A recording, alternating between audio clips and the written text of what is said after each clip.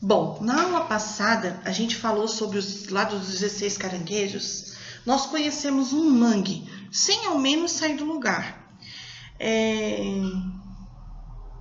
Podemos também... Não. Bom, nós já sabemos que essa região, a região Nordeste, é uma região que tem uma cultura muito rica, certo? A gente pode ver isso no texto da aula passada, que era sobre os caranguejos, sobre a região dos mangues. Os mangues, eles são muito comuns nessa região do Nordeste. E vocês puderam ver entre as falas dos personagens a maneira como eles se expressavam, o jeito deles transmitia o regionalismo desse lugar. O que a gente vai estudar hoje é um tipo específico de literatura dessa região, que no caso é o cordel, e principalmente as rimas e a forma de linguagem usada pelo povo nordestino. Pois bem, o cordel trata-se de uma literatura com características muito especiais, como eu já falei, né? Muito baseada no regionalismo das pessoas que vivem nessa região. Elas são histórias geralmente de aventuras que são escritas em versos, e esses versos, eles rimam, certo?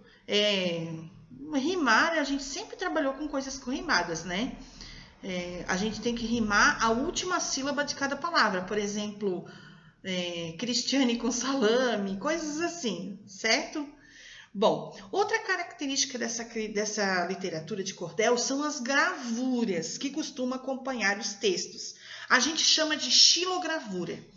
Eu não sei se vocês trabalharam isso em artes, mas as xilogravuras é uma forma de imprimir as figuras e os textos.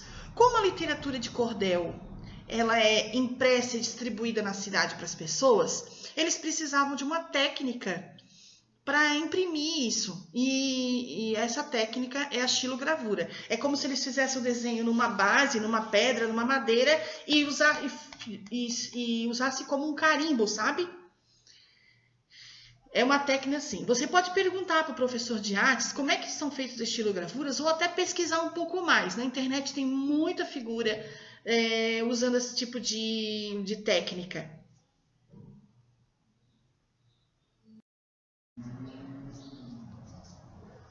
Pois bem, mas voltando a falar na literatura de cordel, essa literatura ela é muito conhecida em todo o Brasil.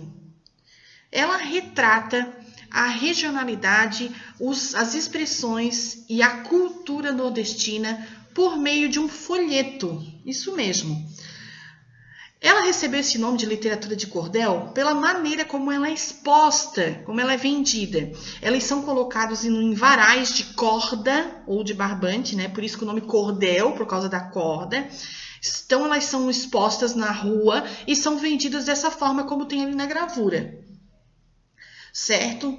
Os cordelistas, que são os escritores desses cordéis, além deles fazerem o cordel, escrever, imprimir, né, como eu falei, usando a técnica da xilogravura, eles ainda apresentam esses poemas que eles fizeram com cantigas, né, geralmente acompanhados de um violão. Pensa só que legal que não deve ser visitar as ruas das regiões do Nordeste e se deparar com tamanha beleza e com poemas, né? Poemas escritos por esse povo.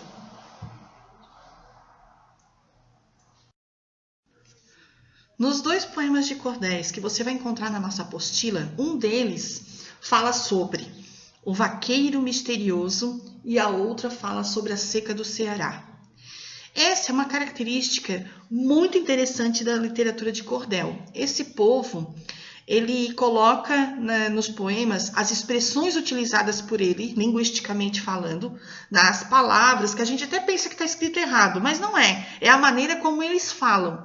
E retratam muito as dificuldades que esse povo enfrenta. A seca, a dificuldade de plantar e colher, né? Os amores, eles falam muito em amores, em vida e morte, falam muito sobre contos e lendas de vaqueiros misteriosos.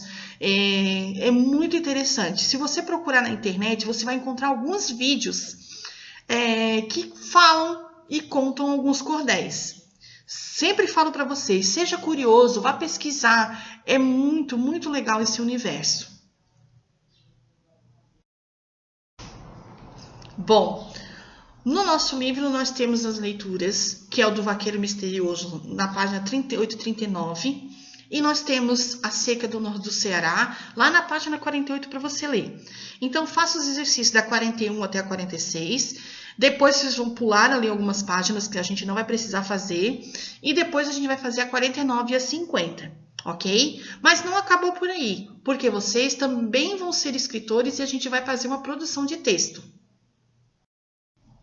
Então, gente, agora é a nossa vez de criar nosso próprio cordel.